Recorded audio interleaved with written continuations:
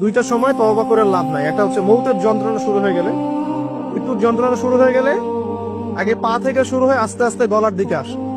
হাদিসে যেমনটা এসেছে, সূরা ওয়াকিয়ার মধ্যেও আছে যে পায়ের দিক থেকে যন্ত্রণা শুরু হয়ে আস্তে আস্তে আস্তে আস্তে এই গলার দিকে আসে, এবং আত্মাটা গলার এখানে যখন চলে আসে, এখান থেকে মালাকুল মউত আত্মাটাকে নিয়ে চলে যায়। এবং চোখ দিয়ে তাকিয়ে থাকে মানুষ।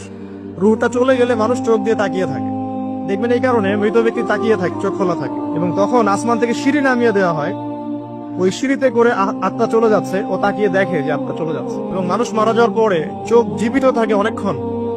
মেডিকেল সায়েন্স যারা পড়েছে তাদেরকে জিজ্ঞাসা করবে, মানুষ ডেড হয়ে গেলেও চোখ দেখবেন আরো কয়েক ঘন্টা, আরো নির্দিষ্ট একটা সময় পর্যন্ত চোখটা কিন্তু জীবিত থাকে।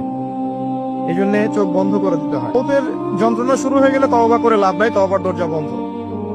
আর পশ্চিম দিক থেকে সূর্য উঠে গেলে তওবা করে লাভ নাই, তওবার দরজা বন্ধ।